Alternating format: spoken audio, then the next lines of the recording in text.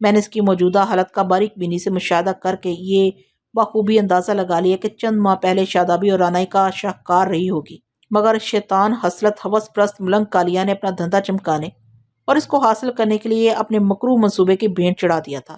علاج و معالجے کے نام پر کالیا نے بطول کو جو ادویات اور محلولات استعمال کروائے تھے، یہ سب اسی کے بد اثرات کا نتیجہ تھا۔ حالات حاضرہ کی چند باتیں کرنے کے بعد میں نے براہ راست بطول سے نہایت ہی اہم سوال کر ڈالا۔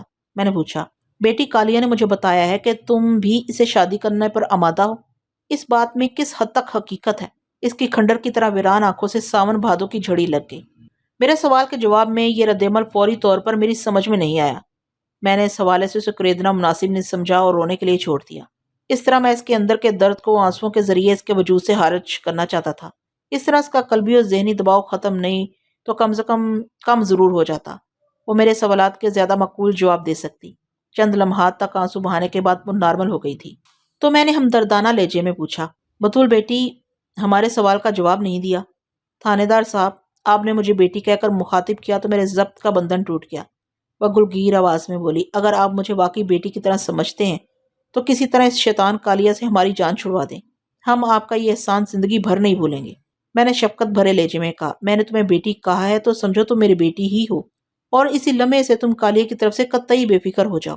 بس سمجھ لو کہ آج کے بعد سے تم سب کی مصیبتیں ٹل گئیں۔ ایک لمحے کے توقف سے میں نے اضافہ کیا، اب تو میرے سوال کا جواب دو۔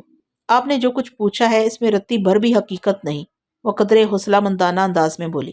میں نے کہا، اس کا مطلب ہے کہ ملنگ کالیا نے تمہارے حوالے سے جھوٹ بولا ہے؟ وہ ایک نمبر کا جھوٹا اور دھوکے باز ہے، وہ نفرت امیز لہجے میں بولی۔ مجھ سے وہ یہ کہتا ہے کہ اگر میں نے اسے شادی کے لیے رضامندی ظاہر نہیں کی تو وہ اپنے جادو اور عملیات کے ذریعے میرے ماں باپ اور چھوٹے بھائیوں کو ایڑیاں رگڑ رگڑ کر مرنے پر مجبور کر دے گا۔ دوسری جانب وہ میری اماں اور ابا کو یہ کہہ کر سہماتا اور لرزاتا رہتا ہے کہ اگر انہوں نے شرافت سے میری شادی اس سے نہیں کی تو میں خون تھوکتی ہوئی ان کی نظروں کے سامنے جان دے دوں گی۔ مزے اور افسوس کی بات یہ ہے کہ وہ یہ دھمکیاں ہمیں براہ راست نہیں دیتا، بلکہ وہ سب کچھ کالے جادو اور گندے عمل کی آڑ میں کہتا ہے۔ اس کے مطابق پھوپھی آسیہ نے مجھ پر اور اس گھر پر بہت سخت قسم کا سفلی عمل کروایا ہے، جس سے نجات کی واحد راہ کالیا کی باتیں ماننے کی صورت میں نکلتی ہے۔ اب تو آپ تمام صورتحال سمجھ گئے ہوں گے؟ میں نے اس بات میں سر ہلاتے ہوئے کہا، بالکل میں سب سمجھ گیا ہوں، مگر ایک بات تو بتاؤ بیٹی۔ اس نے سوالیہ نظروں سے مجھے دیکھا۔ میں نے کہا، تمہاری باتوں سے مجھے اندازہ ہوا ہے کہ تم شروع ہی سے ملنگ کالیا کے فراڈ کو سمجھ رہی ہو، اس کے باوجود بھی تم اس سے علاج کرواتی رہی ہو۔ یہ کڑوے کسیلے محلول الٹی سیدھی پھکیاں استعمال کرنے میں میری مرضی شامل نہیں۔ وہ اپنے چہرے پر ناپسندیدگی کے تاثرات سجاتے ہوئے بولی، یہ سب کچھ اماں کے حکم پر مجھے کرنا پڑتا ہے۔ وہ ملنگ کالیا کی بہت متقد ہے، اسی اندھے اعتماد اور اعتقاد نے تو تمہارا بیڑا غرق کیا ہے۔ میں نے قدرے تلخی سے کہا، لیکن فکر نہ کرو، اب آبدہ کی آنکھیں بھی کھل چکی ہیں، وہ بھی کالیا کی حقیقت کو بڑی حد تک سمجھ چکی ہے۔ وہ بولی، آج صبح ہی سے ہمارے گھر میں قیامت آئی ہوئی ہے، کسی عورت کا ایک بازو ہمارے صحن میں پڑا پایا گیا ہے۔ اس مردود نے کچھ اس قسم کی پیشگوئی کی تھی۔ میں نے بطول کو بتایا کہ وہ بازو 2 روز قبل وفات پانے والی زاہدہ پروین کا ہے، جسے خوف و ہراس پیدا کرنے کے لیے ملنگ کالیا نے اس کی لاش سے جدا کر کے اس کے گھر کے صحن میں پھینکا یا پھکوایا ہے۔ بازو کی شناخت والی بات ابھی اس تک نہیں پہنچی تھی۔ میری زبان سے زیادہ پروین کا نام سنتے ہی وہ ایک مرتبہ پھر اشکبار ہو گئی۔ بعد میں مجھے معلوم ہوا کہ زاہدہ سے بطول کی اچھی خاصی دوستی رہی تھی۔ میں مزید تھوڑی دیر وہاں رک کر بطول سے مختلف قسم کے سوالات کرتا رہا۔ ان سوالات کے اس نے حسب توقع اور مناسب جواب دیے۔ کالیا جب بھی بطول کی جھاڑ پھونک کے لیے آتا تھا تو ہوس زدہ نظر سے اس کے وجود کا ایکس رے کرتا رہتا تھا۔ اس کی آواز شہوت زدہ اور خیالات انتہائی بیہودہ ہوتے تھے۔ بطول کو یوں محسوس ہوتا تھا جیسے وہ کوئی بھوکا بھیڑیا ہو جو نظر کے نکیلے دانتوں سے اسے کچا چبا رہا ہو۔ میں بطول والے کمرے سے نکل کر برآمدے میں آ گیا اور اس دوران میں زیادہ پروین کے بازو کو ایک سفید کپڑے میں لپیٹ کر ایک چارپائی پر رکھ دیا گیا تھا اور سب میرے آئندہ احکامات کے منتظر تھے۔ میرا اشارہ پا کر وہ بازو کے ساتھ قبرستان کی طرف چل پڑے۔ کپڑے میں لپٹا ہوا بازو زاہدہ کے شوہر طفیل نے اپنے بازوؤں میں اٹھا رکھا تھا۔ ہم آبدہ کے گھر سے نکل کر قبرستان کی طرف جانے والے راستے پر آئے ہی تھے کہ میری نظر نصیر پر پڑی۔ نصیر ان 2 کانسٹیبل میں سے تھا جنہیں میں نے ملنگ کالیا کی نگرانی پر مامور کیا تھا۔ نصیر تیز قدموں سے چلتے ہوئے ہماری طرف آ رہا تھا۔ اس کا بکھلاہٹ امیز انداز دیکھ کر میرا ماتھا ٹھنکا۔ میں نے اندازہ لگا لیا کہ کوئی گڑبڑ ہے، نصیر کوئی نہایت ہی اہم اور سنسنی خیز خبر لے کر آ رہا ہے۔ میں نے سب کو وہیں رکنے کا اشارہ کیا اور نصیر کی جانب قدم بڑھا دیے۔ ہم دونوں کا ملاپ باقی افراد سے لگ بھگ 100 قدم کے فاصلے پر ہوا۔ نصیر نے مجھے سیلیوٹ کیا اور ہانپے ہوئے لہجے میں بولا، ملک صاحب، میں ابھی تھانے سے آیا ہوں۔ تم تھانے کیا لینے پہنچ گئے تھے؟ میں نے تمہیں کالیا کی نگرانی وہ میری بات مکمل ہونے سے پہلے ہی بول اٹھا، میں آپ کو ایک اہم اطلاع پہنچانے تھانے گیا تھا، مگر وہاں سے پتہ چلا آپ اسی گاؤں آئے ہوئے ہیں، تو پھر میں سیدھا ادھر ہی آ گیا ہوں۔ وہاں اطلاع کیا ہے؟ میں فوراً مطلب کی بات پر آ گیا۔ وہ دور کھڑے افراد پر ایک چٹتی سی نگاہ ڈالتے ہوئے دھیمی آواز میں بولا، ملک صاحب، وہ اہم اطلاع ملنگ کالیہ سے متعلق ہے۔ وہ ہماری توقع سے کہیں زیادہ خطرناک شخص ہے۔ تم نے اس کی کون سی خطرناکی دیکھ لی؟ گزشتہ رات ہم نے قبرستان میں ایک ہولناک منظر مشاہدہ کیا ہے، نظر نے جھجری لیتے ہوئے بتایا۔ ملنگ کالیہ اس کے چیلے حنیف کانا نے ایک تازہ قبر کھول کر اس میں سے کچھ نکالا تھا۔ ہم دن میں یہ دیکھ چکے تھے کہ اس قبر میں کسی عورت کو دفنایا گیا تھا۔ کالیہ اینڈ کمپنی نے اس قبر سے کیا نکالا تھا؟ میں نے انجان بنتے ہوئے پوچھا۔ یہ تو معلوم نہیں ہو سکا، وہ پلکیں چھپکاتے ہوئے بولا، تاہم انہوں نے وہاں سے جو کچھ بھی حاصل کیا تھا اسے ایک تھیلے میں ڈال کر وہ ڈیرے کے اندرونی حصے میں لے گئے تھے۔ میں اور قدیر اس واقعے پر تبادلہ خیالات کر ہی رہے تھے کہ حنیف کانا ڈیرے سے نکلتا نظر آیا۔ اس کے ہاتھ میں وہی تھیلا تھا جو کچھ دیر پہلے قبرستان سے وہ اپنے ساتھ لائے تھے۔ وہ صبح قذب کا وقت تھا۔ قدیر وہیں درختوں کے جھنڈ میں چھپا ڈیرے کی نگرانی کرتا رہا اور میں مناسب فاصلہ رکھ کر حنیف کانے کا تعاقب کرنے لگا۔ نصیر سانس لینے کی خاطر چند لمحے کے لیے خاموش ہوا، پھر بات جاری رکھتے ہوئے بولا، یہ تعاقب آبدہ خانم کے گھر کے قریب پہنچ کر ختم ہوا۔ میں ایک درخت کی آڑ میں چھپ کر حنیف کانے کی کارروائی دیکھنے لگا۔ حنیف کانے نے محتاط نظر سے چاروں طرف دیکھ کر اپنی تسلی کی، پھر اس نے کپڑے کے تھیلے سے کوئی چیز نکال کر بآہستگی آبدہ کے گھر کے سین کی طرف اچھال دی۔ اندھیرے کے باعث میں اس چیز کو شناخت نہ کر سکا، تاہم مجھے محسوس ہوا جیسے وہ کوئی لکڑی وغیرہ ہو۔ پھر اس سے قبل حنیف واپسی کا سفر اختیار کرتا میں راستہ بدل کر اس جانب بڑھ گیا جدھر قدیر موجود تھا۔ میں نے قدیر کو ساری کتھا کہہ سنائی اور ہم نے باہمی مشاورت سے یہ فیصلہ کیا کہ فی الفور آپ کو اس واقعے کی اطلاع دی جائے۔ اس وقت تک سورج نکل آیا تھا، میں اجالا ہوتے ہی آپ کی طرف روانہ ہو گیا، مگر جب میں تھانے پہنچا تو پتہ چلا کہ آپ اسی طرف آئے ہوئے ہیں۔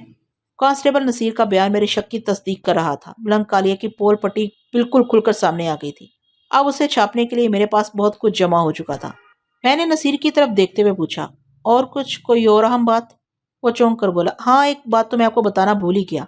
اس کا انداز ایسا تھا جیسے یہ بات اسے ابھی یاد آئی ہو۔ وہ سلسلہ کلام جاری رکھتے ہوئے بولا، اس ڈیرے پر ملنگ کالیہ اور حنیف کانا کے علاوہ بھی ایک اور شخص موجود ہے۔ ہم نے 2-3 مرتبہ اس پر اسرار شخص کی جھلک دیکھی ہے۔ نصیر نے انکشاف عام سے انداز میں کیا تھا، تاہم میرے لیے یہ کسی سنسنی خیز خبر سے کم نہیں تھا۔ میں پوری طرح اس کی طرف متوجہ ہوتے ہوئے مستفسر ہوا، وہ کون شخص ہے بھائی، اور تم نے اس کے لیے پراسرار کا لفظ کیوں استعمال کیا ہے؟ نصیر بولا، میں اس شخص کو جانتا ہوں، نہ ہی اس کا نام مجھے معلوم ہے، اور پراسرار میں نے اسے اس حوالے سے کہا ہے کہ مجھے یوں محسوس ہوا جیسے وہ چھپ کر وہاں رہ رہا ہے۔ اس کی حرکات و سکنات سے لگتا ہے جیسے وہ وہاں اپنی موجودگی کو پوشیدہ رکھنا چاہتا ہے۔ اس کا حلیہ بھی عجیب سا ہے، بے ترتیب سی داڑھی، مونچھیں، سرخ سرخ آنکھیں اور قدرے ہستہ لباس۔ مجھے تو وہ کوئی جرائم پیشہ لگتا ہے۔ کانسٹیبل نصیر کی کسی بات کو نظر انداز نہیں کیا جا سکتا تھا۔ میں نے اس سے کہا وہ یہ باتیں وہاں موجود کسی غیر متعلق شخص سے نہ کرے۔ اس نے وعدہ کیا کہ میری ہدایت پر عمل کرے گا۔ پھر میں نے اسے بھی اپنے ساتھ لے لیا اور ہمارا قافلہ قبرستان کی طرف روانہ ہو گیا۔ ایسا ہی شوکت مرزا میرے نزدیک آ گیا اور سرگوشیانہ لہجے میں بولا، ملک صاحب خیر تو ہے، مجھے تو کوئی گڑبڑ لگ رہی ہے۔ میں نے نہایت ہی مختصر الفاظ میں سے تازہ ترین صورتحال سے آگاہ کیا اور تہمکانہ لہجے میں کہا، ہمیں فوری طور پر ملنگ کالیہ کے استانے پر ریڈ کر کے وہاں موجود ہر شخص کو اپنی حراست میں لینا ہے۔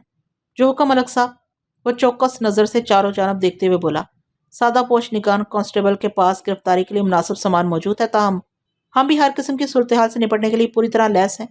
آپ احکامات صادر کریں۔ میں نے کہا، مجھے امید ہے ہم کسی ہون حرابے کے بغیر ملنگ کالیہ اس کے ساتھیوں پر قابو پا لیں گے۔ اس کے لیے ہمیں صابرانہ حکمت عملی سے کام لینا ہوگا۔ آپ حکمت عملی کی وضاحت کریں۔ میں نے کہا، میں نصیر کو واپس اس کی ڈیوٹی کے مقام پر بھیج رہا ہوں، اس ہدایت کے ساتھ کہ وہ دونوں ملنگ کالیہ اور اس کے ڈیرے پر موجود ہر شخص کو اپنی نظروں میں رکھیں۔ ہم گاؤں والوں کے ساتھ سیدھا قبرستان جائیں گے اور نہایت ہی عام اور فطری انداز میں زیادہ پروین کے بازو کو سپرد قبر کر دیا جائے گا۔ اس کے بعد ہم دونوں ملنگ کالیہ کے استانے کا رخ کریں گے کہ ہمیں کالیہ یا اس کے کسی آدمی پر کسی قسم کا شک نہیں۔ ہمارے عمل سے کالیہ دشمنی کی ایک جھلک بھی ظاہر نہیں ہوگی اور اس طرح ہم بآسانی اس کے ڈیرے میں گھس کر اس کا شکار کر سکیں گے۔ بالکل سمجھ گیا۔ یہ ایسا ہی اس بات میں سر ہلاتے ہوئے بولا، اب آپ نصیر کو خصوصی ہدایت کے ساتھ روانہ کر دیں۔ میں نے نصیر کو سمجھا کر رخصت کر دیا۔ وہ ایک دوسرے راستے سے قدیر کے پاس جانے کے لیے ہم سے جدا ہو گیا۔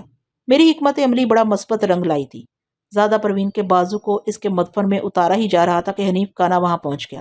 وہ مجھ سے کریدنے والے انداز میں سوال کرنے لگا تو میں سمجھ گیا کہ کالیہ نے باہر کی صورتحال جاننے کے لیے اسے وہاں بھیجا ہوگا۔ میں نے حنیف کانا کو کوئی ایسی بات نہیں بتائی جس سے وہ کسی قسم کی تشویش میں مبتلا ہو جاتا۔ وہ مطمئن ہو کر جانے لگا تو میں نے اس کے گرو کی خیر خیریت بھی پوچھ لی۔ اس نے میری توقع کے مطابق جواب دیا، ملنگ جی 2 دن کے لیے جھنگ گئے ہوئے ہیں۔ مجھے یہی امید تھی کہ وہ کالے کی غیر موجودگی کا بہانہ کرے گا۔ میں نے مایوس کن لہجے میں کہا، پھر تو آج اس سے ملاقات نہیں ہو سکے گی۔ میں نے سوچا تھا جب یہاں تک آ ہی گیا ہوں تو ملنگ سے ملتا چلوں۔ وہ تو جنگ سے پرسوں آئیں گے۔ حنیف نے اپنی یک چشم میں عیاری کی چمک پیدا کرتے ہوئے کہا، ویسے ملنگ جی کو آپ کا سلام کہہ دوں گا۔ ضرور ضرور، میں نے خوش دلی سے کہا اور وہاں سے رخصت ہو گیا۔ مجھے یقین تھا کہ وہ کہیں نہ کہیں چھپ کر ہمیں ضرور واچ کر رہا ہوگا۔ قبرستان والی کارروائی کے حوالے سے میں نے اسے بتایا کہ کسی بدبخت نے زیادہ پروین کا بازو کاٹ کر باہر کھیتوں میں پھینک دیا تھا، جسے دوبارہ دفن کرنے کے لیے گاؤں والوں نے پولیس کو بلا لیا تھا، جس کی وجہ سے مجھے آنا پڑا۔ میری وضاحت پر حنیف کانا نے مکاری سے مسکراتے ہوئے کہا تھا، ملک صاحب یہ کسی بدبخت جانور کی کارستانی ہو سکتی ہے۔ میں نے اس بات میں سر ہلایا اور دل دل میں کہا، تم سے زیادہ بدبخت جانور اور کون ہو سکتا ہے؟ بہرحال وہ بظاہر مطمئن ہو کر وہاں سے چلا گیا تھا۔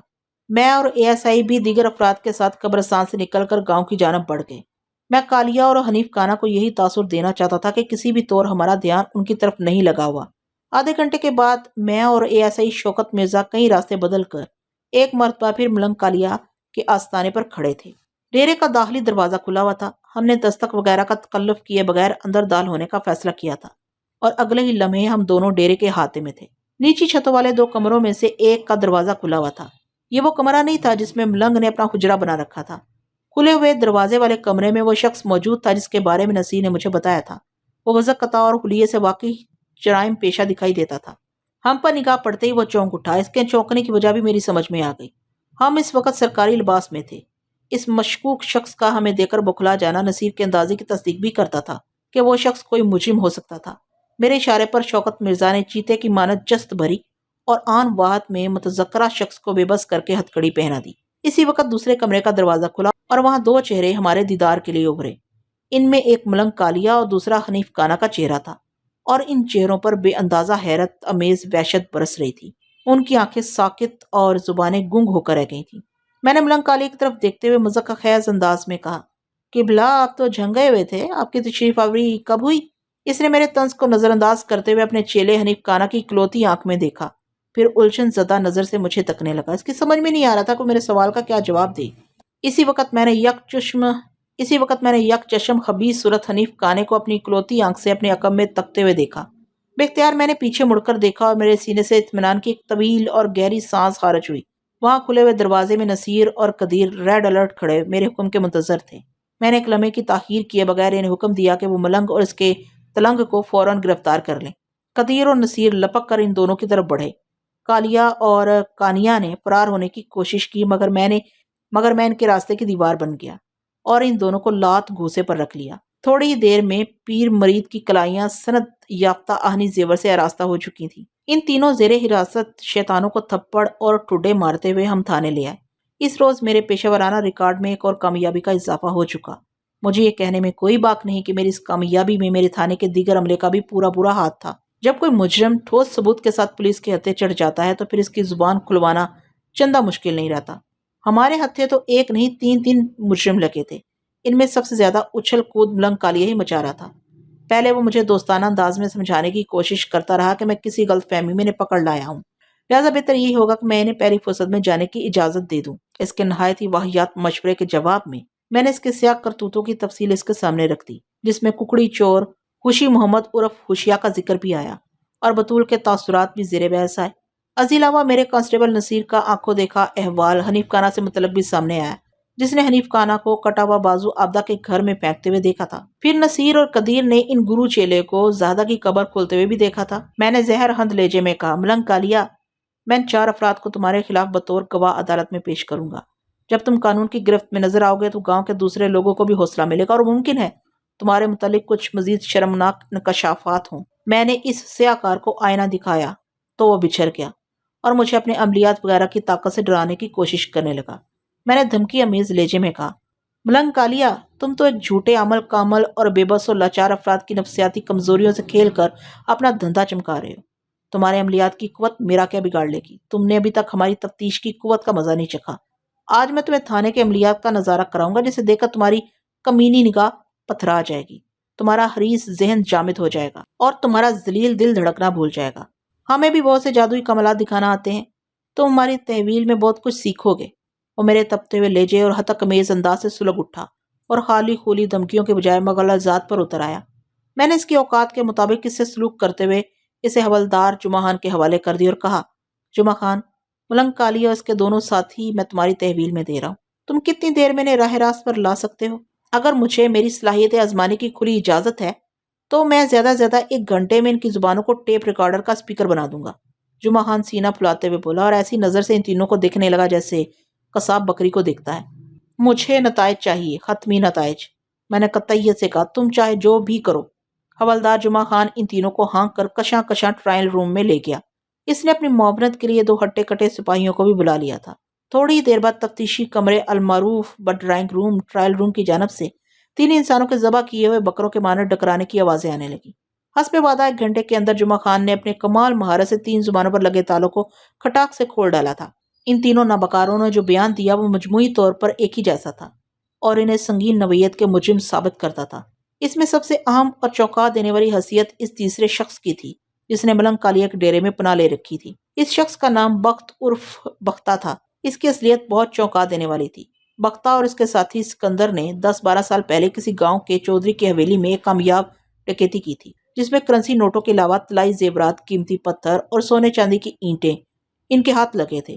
وہ مسروقہ مال کے ساتھ گاؤں گاؤں ہوتے ہوئے آبدہ والے گاؤں میں پہنچے اور اس گھر میں قیام کیا جہاں آج کل آبدہ اور منظور حسین کی رہائش تھی۔ 10-12 سال پہلے وہ گھر ایک 4 دیواری اور اکلوتے کچے کمرے پر مشتمل تھا۔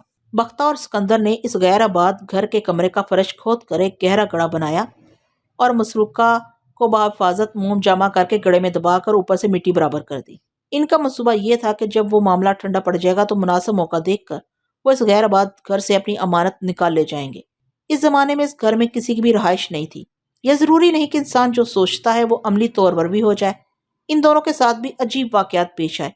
مسروقہ مال کو زمین اندوز کیے ابھی 10 روز بھی نہیں ہوئے تھے کہ ایک جنگل میں سفر کے دوران میں سکندر کو ایک زہریلے سانپ نے ڈس لیا اور وہ موقع پر ہی جان ہار بیٹھا۔ بختہ اس کی لاش کو وہیں چھوڑ کر آگے بڑھ گیا۔ وہ دل ہی دل میں خوش بھی تھا کہ اب وہ مال مسروقہ کا واحد مالک تھا۔ بیش بہا خزانے کی ملکیت کسی بھی شخص کو شاداں کر سکتی ہے۔ اس کی یہ خوشی زیادہ پائیدار ثابت نہ ہو سکی۔ ایک قصبے سے دوسرے قصبے سفر کرتے ہوئے وہ پولیس کے ہتھے چڑھ گیا۔ اس کی شناخت ہو گئی تو اسے جان چھڑانے کی کوئی صورت نظر نہ آئی۔ اس موقع پر اس نے شاطرانہ ذہن سے ایک چال چلی اور پولیس کی تحویل میں اس نے بیان دیا کہ اس کے ساتھی سکندر اسے بھی دھوکہ دے کر مال مسروقہ کے ساتھ کہیں غائب ہو گیا تھا۔ ایک مجرم پولیس کے ہتھے چڑھا تھا۔ اس نے مناسب کارروائی کے بعد اسے عدالت کے حوالے کر دیا۔ جس چودھری کی حویلی میں ڈکیتی ہوئی تھی اس نے اپنا زور استعمال کر کے بختہ کو عدالت سے طویل سزا دلوا دی۔ جیل میں قید کے دوران میں بھی جیل کا عملہ اسے کچھ اگلوانے کی کوشش کرتا رہا مگر بختہ نے کسی مرحلے پر اپنا بیان نہیں بدلا اور اپنی قید کے دن گن گن کر گزارنے لگا۔ وہ اس امید پر مصائب جھیلتا رہا کہ ایک نہ ایک دن وہ رہا ہو جائے گا، پھر مدفن خزانے تک پہنچنے سے اسے کوئی نہیں روک سکے گا۔ الغرض جب بختہ رہا ہو کر باہر آیا تو دنیا میں بہت سی تبدیلیاں رونما ہو چکی تھیں۔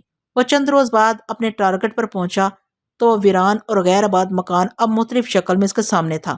اس دوران میں لگ بھگ 5 سال قبل منظور نے وہ مکان خرید کر اس میں اچھی خاصی تعمیر کر ڈالی تھی۔ اب وہ کچے کمرے والا 4 دیواری پر مشتمل کوئی غیر آباد مکان نہیں رہا تھا بلکہ 2 پختہ کمروں، ایک برآمدے اور ایک بیٹھک اور کریانے کی ایک دکان کا اس میں اضافہ ہو چکا تھا۔ بختہ کو اس صورتحال نے پریشان کر دیا۔ وہ ہر صورت اس مکان میں گڑا ہوا مال مسروقہ حاصل کرنا چاہتا تھا۔ اس نے اس مقصد کو پانے کے لیے پورے گاؤں کا دورہ کیا اور بالآخر اسے اپنے مطلب کا ایک آدمی مل گیا۔ مذکورہ شخص ملنگ کالیہ تھا۔ 2 جرائم پیشہ افراد کے ذہن مل کر کام کرنے لگے تو مدفون خزانے کو حاصل کرنے کی ترکیب سمجھ میں آ گئی۔ بختہ کو ملنگ کے ڈیرے پر پناہ مل گئی تھی۔ ان دونوں کے درمیان طے یہ پایا تھا کہ آبدہ کے مکان کو خالی کروانے کی کوشش ملنگ کالیہ کرے گا لیکن مدفون خزانہ وہ دونوں آپس میں برابر تقسیم کریں گے۔ اس موقع پر بختہ نے ایک عیاری سے کام لیا تھا اور ملنگ کو صرف ایک بھاری رقم کے بارے میں ہی بتایا تھا۔ زیورات، قیمتی پتھر اور سونے کی اینٹوں کا تذکرہ وہ گول کر گیا تھا۔ ملنگ کالیہ کی نظر ایک تگڑی رقم کے ساتھ ساتھ بطول پر بھی جمی ہوئی تھی۔ چنانچہ اس کمینہ خصلت شیطان ابن شیطان نے اپنے مقصد کے حصول کی خاطر جو کوشش کی وہ آپ گزشتہ کہانی میں سنتے آ رہے ہیں۔ تینوں کے اقبالی بیان کے بعد میرے لیے بہت آسانی پیدا ہو گئی تھی۔ میں نے ان پر مختلف دفعات لگا کر چالان تیار کیا اور آئندہ روز انہیں عدالت کے حوالے کر دیا۔ اس واقعے کے 1 ماہ بعد منظور حسین اپنی زوجہ عابدہ خانم کے ساتھ مجھ سے ملنے آیا۔ میں نے احوال دریافت کرنے کے بعد بطول کی صحت کے بارے میں پوچھا۔ اب آپ کی بیٹی کی طبیعت کیسی ہے؟ وہ آپ کی دعاؤں سے ماشاءاللہ بہت اچھی ہے، منظور حسین نے بتایا۔ ہم اسی سلسلے میں آپ سے ملنے آئے ہیں۔ اب اس کا کیا سلسلہ نکل آیا منظور؟ میں بتاتا ہوں جناب۔ منظور میرا جملہ مکمل ہونے سے پہلے ہی بول اٹھا۔ دراصل ہم جلد از جلد بطول کی شادی کر دینا چاہتے ہیں، مگر وہ بضد ہے کہ آپ کی مرضی اور مشورے ہی سے شادی کرے گی۔ آپ نے اسے ایک جہنم میں گرنے سے بچایا ہے، اس لیے اس کے روشن مستقبل کا فیصلہ بھی آپ ہی کریں گے۔ میں گہری سانس لے کر رہ گیا۔ ایک منہ بولی بیٹی نے ایک منہ بولے باپ کے کندھوں پر بہت بڑی ذمہ داری ڈال دی تھی۔ میں خود کو بہت ذمہ دار انسان سمجھتا ہوں، اس لیے بہت سوچ سمجھ کر مجھے کوئی قدم اٹھانا تھا۔ میں نے آبدہ سے پوچھا، تم بطول کی اس خواہش کے بارے میں کیا کہتی ہو؟ میں کیا کہوں جی، وہ شکست خوردہ انداز میں بولی۔ اب تو بطول ہی کی بات ماننا پڑے گی، اس نے آپ کو بڑا بنایا ہے، جو فیصلہ آپ کریں گے وہی ماننا ہوگا۔ میں نے یہ سوال منظور کے بجائے آبدہ سے اس لیے کیا تھا کہ گھر میں آبدہ ہی کی حکمرانی ہے۔ جب میں نے بطول سے تفصیلی ملاقات کی تھی، اس وقت اس سے میں نے یہ بھی پوچھ لیا تھا کہ وہ کسی خاص لڑکے کو پسند کرتی ہے یا نہیں۔ اس نے اس سلسلے میں کسی پسند یا ناپسند کا اظہار نہیں کیا تھا۔ میں نے منظور حسین سے سوال کیا، آپ لوگوں کی نظر میں کوئی بہتر رشتہ ہے؟ وہ بولا، صدیقہ کا رشتہ آبدہ ٹھکرا چکی ہے اور کوئی ڈھنگ کا لڑکا میری نظر میں فی الحال نہیں ہے۔ میں نے کھنکار کر گلا صاف کیا اور ان دونوں کو بیک وقت مخاطب کرتے ہوئے کہا، اگر بطول کا یہ خیال ہے کہ میں نے اسے جہنم میں گرنے سے بچایا ہے تو پھر میں اسے جنت میں داخل ہونے کا مفید مشورہ ضرور دوں گا، اور آپ دونوں کو بھی میرے مشورے سے اتفاق کرنا ہوگا۔ میں بطول کے لیے جس لڑکے کا انتخاب کروں گا، آپ دونوں کو اسے اپنا داماد بنانا ہوگا۔ منظور ہے، وہ دونوں یک آواز ہو کر بولے۔ میں نے ان کے سامنے آسیہ بیگم کے بیٹے محمد صدیق عرف صدیقہ کا نام رکھ دیا۔ میں اس لڑکے سے مل چکا ہوں اور میرے حساب سے وہ بطول کے لیے نہایت ہی مناسب اور موزوں تھا۔ ان دونوں نے میری تجویز اور انتخاب پر ساتھ کیا اور ہنسی خوشی رخصت ہو گئے۔ میں اس سے زیادہ بطول کے لیے کیا کر سکتا تھا؟ وہ ایک سیاہ کار کے پنجہ ستم سے نکل آئی تھی۔ میں نے ملنگ کالیا کو ایسا فٹ کیا تھا کہ اسے زندگی کا بیشتر حصہ اب جیل کی اصلاحوں کے پیچھے گزارنا تھا۔ ملنگ کالیا جیسے لعنتی کردار ہر علاقے میں پائے جاتے ہیں۔ اللہ سب کو ان کے شر سے محفوظ رکھے، آمین۔ چلتے چلتے یہ بھی سن لیں کہ آبدہ کے گھر سے جو مدفون خزانہ برآمد ہوا تھا، مختلف سرکاری مراحل سے گزرنے کے بعد اسے اس کے مالک چودھری امانت علی کے حوالے کر دیا گیا تھا، جو اس وقت قریب المرگ تھا۔ چودھری نے خوشی کے اس موقع پر سونے کے 2 سیٹ بطول کی شادی میں تحفے کے طور پر دے دیے تھے۔